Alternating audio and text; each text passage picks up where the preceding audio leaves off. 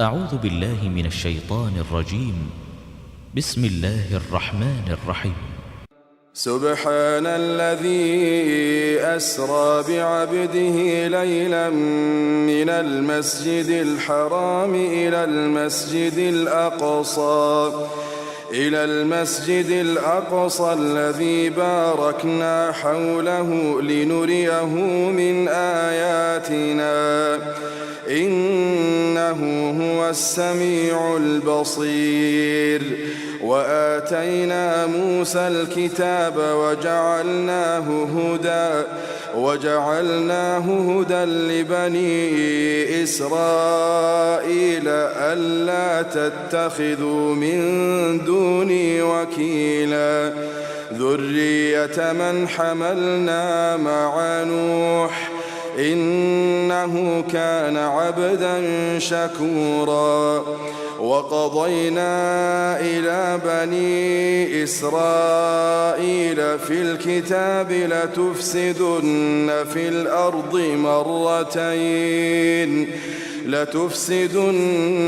الأرض مرتين ولتعلن علوا كبيرا. فإذا جاء وعد أولاهما بعثنا عليكم عبادا لنا أولي بأس شديد فجاسوا خلال الديار وكان وعدا مفعولا. ثم رددنا لكم الكرة عليهم وأمددناكم بأموال وبنين وجعلناكم أكثر نفيرا. إن أحسنتم لأنفسكم وإن أسأتم فلها. فإذا جاء وعد الآخرة ليسوءوا وجوهكم وليدخلوا المسجد كما دخلوه أول مرة وليتبروا ما علوا تتبيرا. عسى ربكم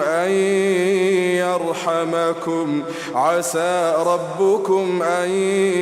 يرحمكم وإن عدتم عدنا وجعلنا جهنم للكافرين حصيرا. إن هذا القرآن يهدي للتي هي أقوم ويبشر المؤمنين الذين يعملون الصالحات أن لهم أجرا كبيرا وأن الذين لا يؤمنون بالآخرة أعتدنا لهم عذابا أليما. ويدعو الإنسان بالشر دعاءه بالخير وكان الإنسان عجولا. وجعلنا الليل والنهار آيتين فمحونا آية الليل وجعلنا آية النهار مبصرة لتبتغوا فضلا من ربكم ولتعلموا عدد السنين والحساب وكل شيء فصلناه تفصيلا. وكل إنسان ألزمناه طائره في عنقه ونخرج له يوم القيامة كتابا يلقاه منشورا. اقرأ كتابك اقرأ كتابك كفى بنفسك اليوم عليك حسيبا من اهتدى فإنما يهتدي لنفسه ومن ضل فإنما يضل عليها ولا تزر وازرة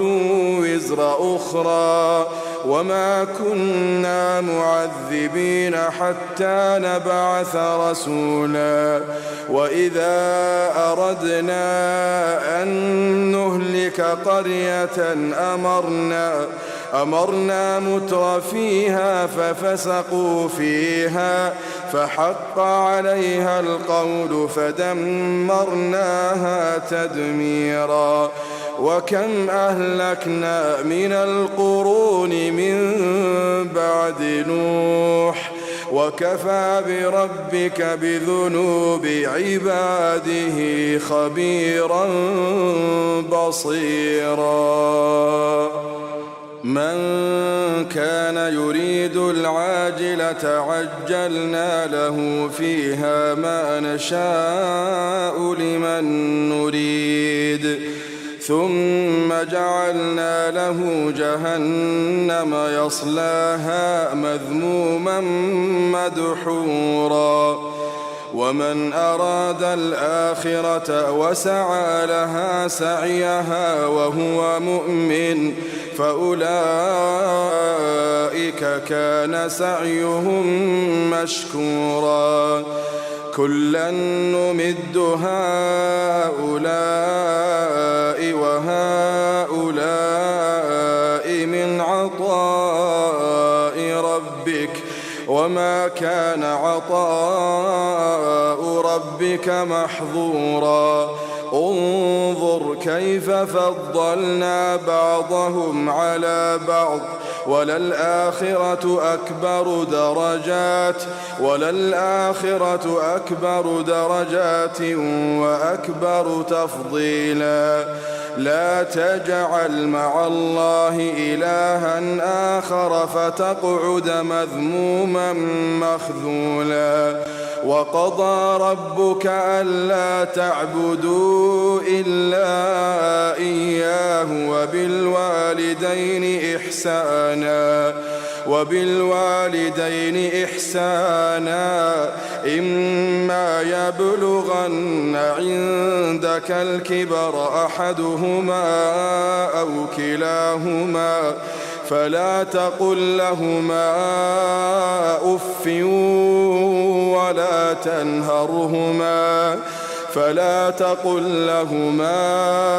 أف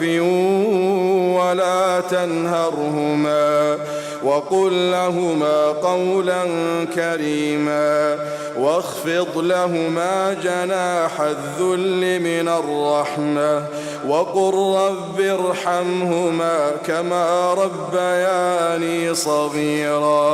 وقل رب ارحمهما كما ربياني صغيرا ربكم أعلم بما في نفوسكم إن تكونوا صالحين فإنه كان للأوابين غفورا وآت ذا القربى حقه والمسكين وابن السبيل ولا تبذر تبذيرا إن المبذرين كانوا إخوان الشياطين وكان الشيطان لربه كفورا وإما تعرضن عنهم ابتغاء رحمة من ربك ترجوها فقل لهم قولا ميسورا ولا تجعل يدك مغلولة إلى عنقك ولا تبسطها كل البسط فتقعد ملوما محسورا إن ربك يبسط الرزق لمن يشاء ويقدر إنه كان بعباده خبيرا بصيرا ولا تقتلوا أولادكم خشية إملاق نحن نرزقهم وإياكم إن قتلهم كان خطأ كبيرا ولا تقربوا الزنا إنه كان فاحشة وساء سبيلا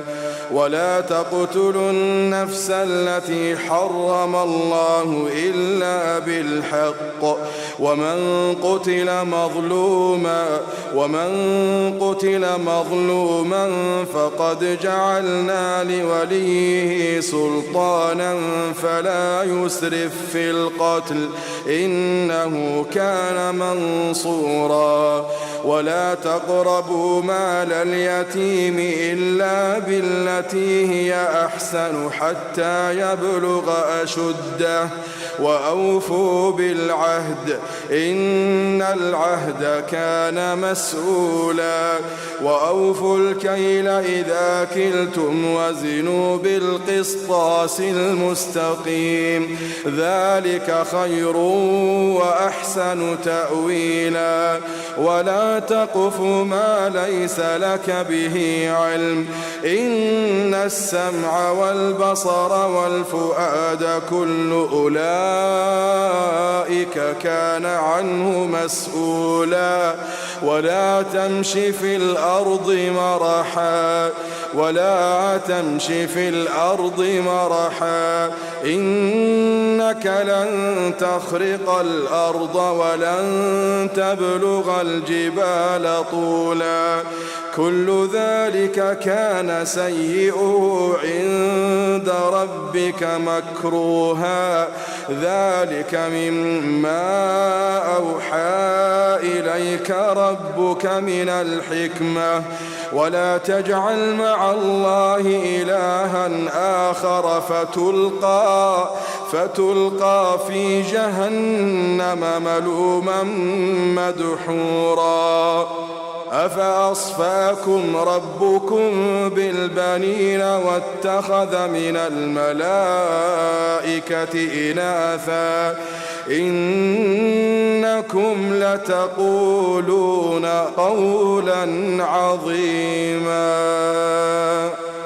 ولقد صرفنا في هذا القرآن ليذكروا وما يزيدهم إلا نفورا قل لو كان معه آلهة كما يقولون إذا لابتغوا إلى ذي العرش سبيلا سبحانه وتعالى عما يقولون علوا كبيرا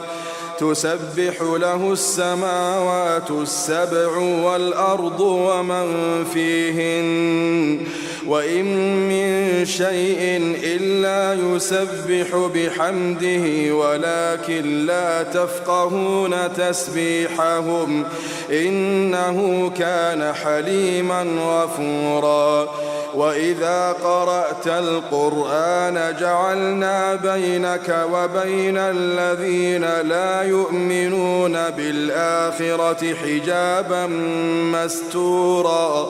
وجعلنا على قلوبهم أكنة أن يفقهوه وفي آذانهم وقرا وإذا ذكرت ربك في القرآن وحده ولوا على أدبارهم نفورا نحن أعلم بما يستمعون به إذ يستمعون إليك وإذ هم نجوى إذ يقول الظالمون إن تتبعون إلا رجلا مسحورا انظر كيف ضربوا لك الأمثال فضلوا فلا يستطيعون سبيلا وقالوا أئذا كنا عظاما ورفاتا أئنا لمبعوثون خلقا جديدا قل كونوا حجارة أو حديدا أو خلقا مما يكبر في صدوركم فسيقولون من يعيدنا قل الذي فطركم أول مرة فسينغضون إليك رؤوسهم ويقولون متاه قل عسى أن يكون قريبا يوم يدعوكم فتستجيبون بحمده وتظنون إن لبثتم إلا قليلا وقل لعبادي يقولوا التي هي أحسن إن الشيطان ينزغ بينهم إن الشيطان كان للإنسان عدوا مبينا ربكم أعلم بكم إن يشأ يرحمكم أو إن يشأ يعذبكم وما أرسلناك عليهم وكيلا وربك أعلم بمن في السماوات والأرض ولقد فضلنا بعض النبيين على بعض وآتينا داود زبورا قل ادعوا الذين زعمتم من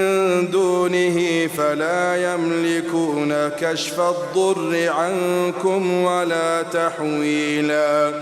أولئك الذين يدعون يبتغون إلى ربهم الوسيلة أيهم أقرب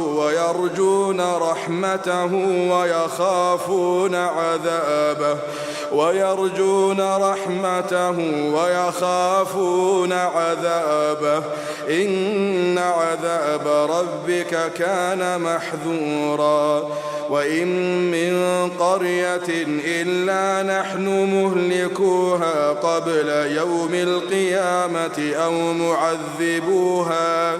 أو معذبوها عذابا شديدا كان ذلك في الكتاب مسطورا وما منعنا أن نرسل بالآيات إلا أن كذب بها الأولون وآتينا ثمود الناقة مبصرة فظلموا بها وما نرسل بالآيات إلا تخويفا وإذ قلنا لك إن ربك أحاط بالناس وما جعلنا الرؤيا التي أريناك إلا فتنة للناس والشجرة الملعونة في القرآن ونخوفهم فما يزيدهم إلا طغيانا كبيرا وإذ قلنا للملائكة اسجدوا لآدم فسجدوا إلا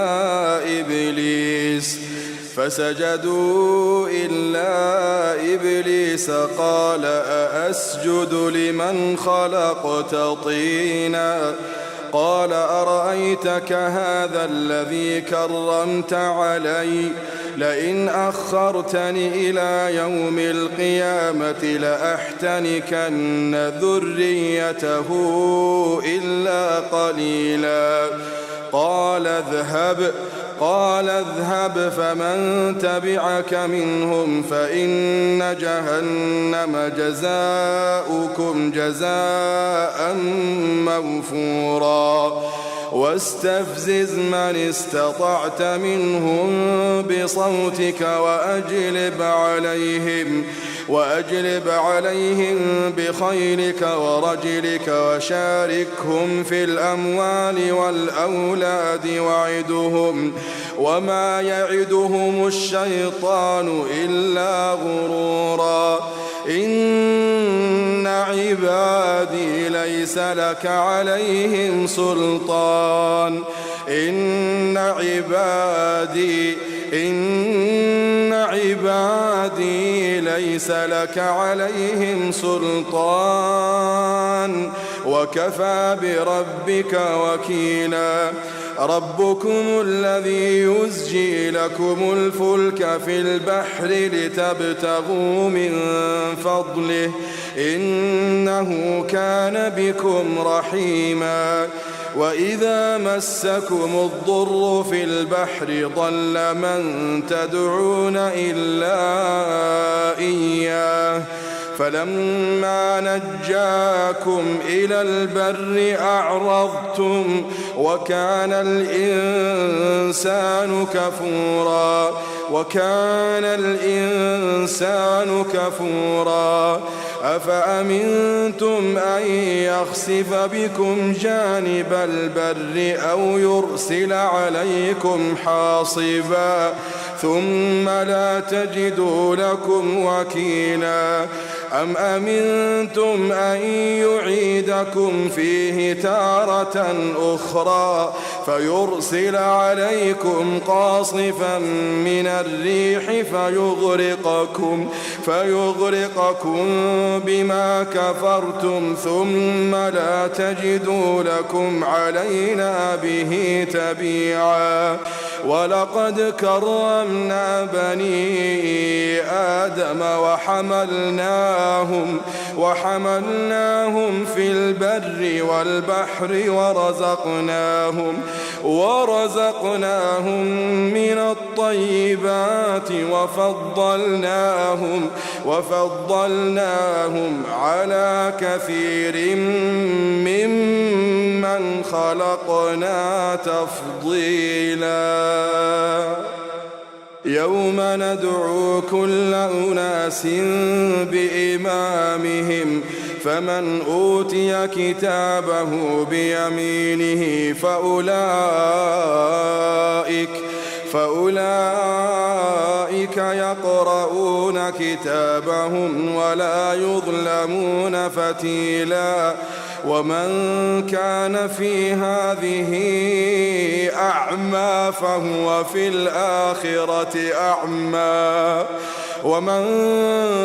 كان في هذه أعمى فهو في الآخرة أعمى وأضل سبيلا ومن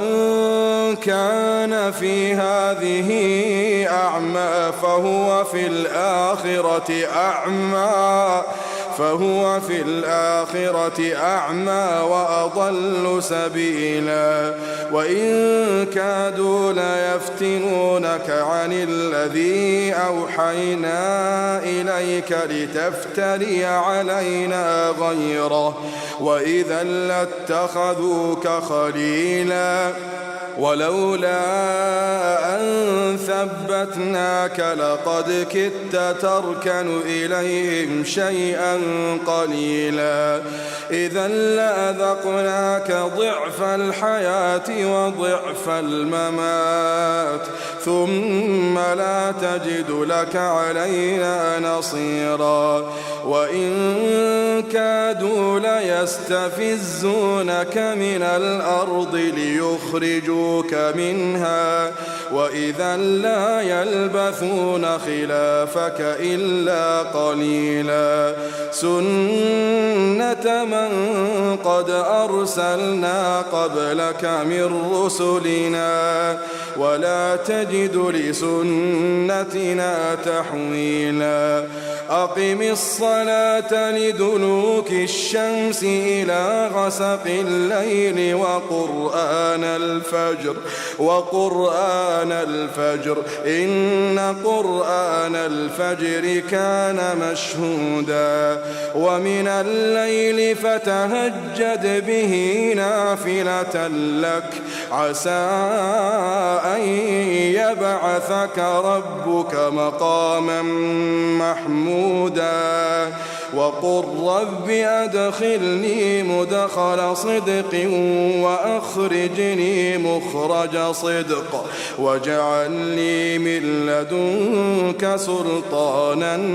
نصيرا وقل جاء الحق وزهق الباطل إن الباطل كان زهوقا وننزل من القرآن ما هو شفاء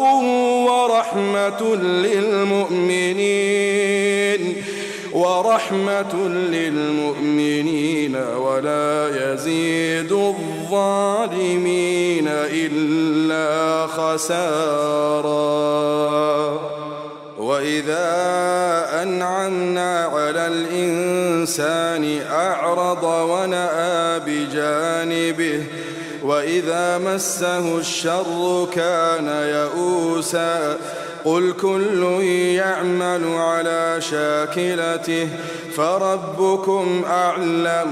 فربكم أعلم بمن هو أهدى سبيلا ويسألونك عن الروح قل الروح من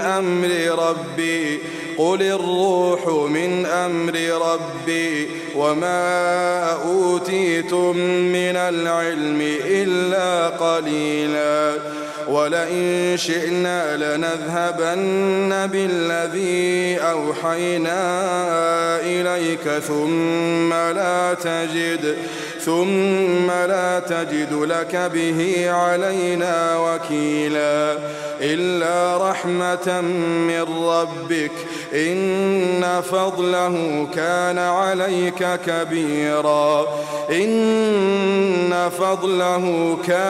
عليك كبيرا قل لئن اجتمعت الإنس والجن على أن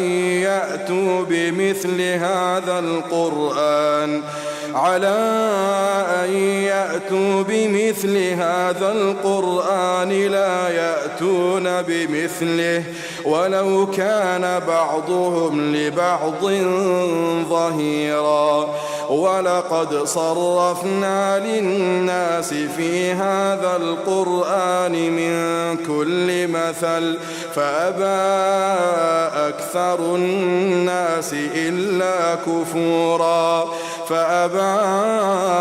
أكثر الناس إلا كفورا وقالوا لن نؤمن لك حتى تفجر لنا من الأرض ينبوعا أو تكون لك جنة من نخيل وعنب فتفجر الأنهار خلالها تفجيرا أو تسقط السماء كما زعمت علينا كسفا أو تأتي بالله والملائكة قبيلا أو يكون لك بيت من زخرف أو ترقى في السماء ولن نؤمن لرقيك حتى تنزل علينا كتابا نقرأه قل سبحان ربي هل كنت إلا بشرا رسولا وما منع الناس أن يؤمنوا إذ جاءهم الهدى إلا أن قالوا أبعث الله بشرا رسولا قل لو كان في الأرض ملائكة يمشون مطمئنين لنزلنا عليهم من السماء ملكا رسولا قل كفى بالله شهيدا بيني وبينكم إنه كان بعباده خبيرا بصيرا ومن يهد الله فهو المهتد ومن يضلل فلن تجد لهم أولياء من دونه ونحشرهم يوم القيامة على وجوههم عميا وبكما وصما ونحشرهم يوم القيامة على وجوههم عميا وبكما وصما مأواهم جهنم كلما خبت زدناهم سعيرا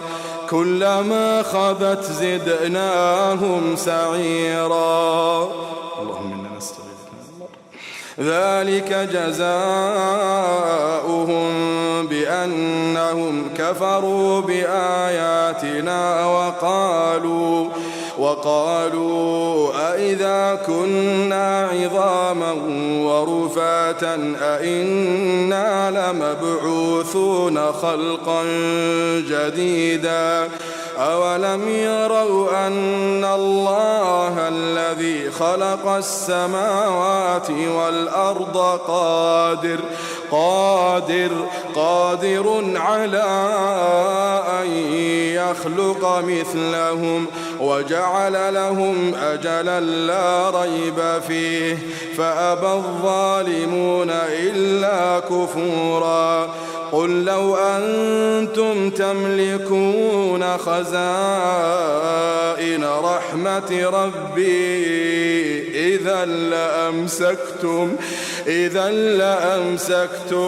إذا لأمسكتم خشية الإنفاق وكان الإنسان قتورا ولقد آتينا موسى 9 آيات بينات فاسأل بني إسرائيل إذ جاءهم فقال له فرعون إني لأظنك يا موسى مسحورا قال لقد علمت ما أنزل هؤلاء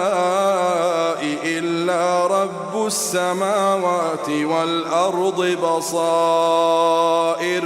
وإني لأظنك يا فرعون مثبورا فأراد أن يستفزهم من الأرض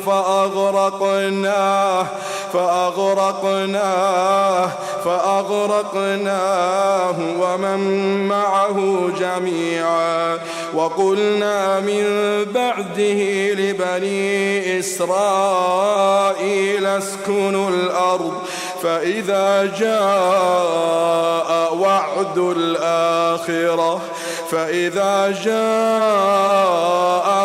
الآخرة جئنا بكم لفيفا وبالحق أنزلناه وبالحق نزل وما أرسلناك إلا مبشرا ونذيرا وقرآنا فرقناه لتقرأه على الناس لتقرأه على الناس على مكث ونزلناه تنزيلا قل آمنوا به أو لا تؤمنوا إن الذين أوتوا العلم من قبله إذا يتلى عليهم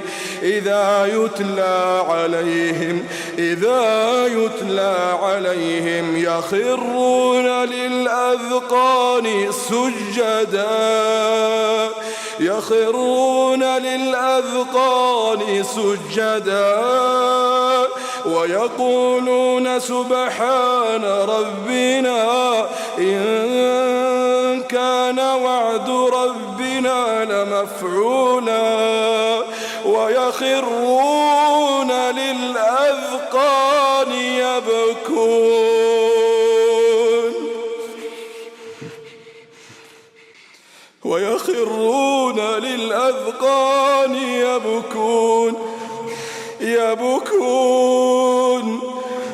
ويخرون للأذقان يبكون ويزيدهم خشوعا.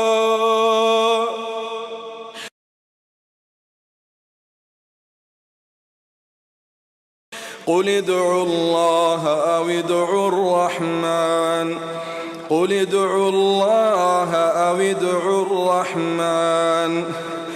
أيما تدعوا فله الأسماء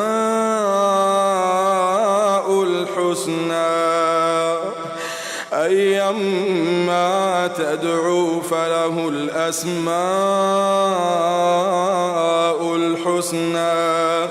ولا تجهر بصلاتك ولا تخافت بها وابتغ بين ذلك سبيلا وقل الحمد لله الذي لم يتخذ ولدا ولم يكن له شريك في الملك ولم يكن له ولي من الذل وكبره تكبيرا.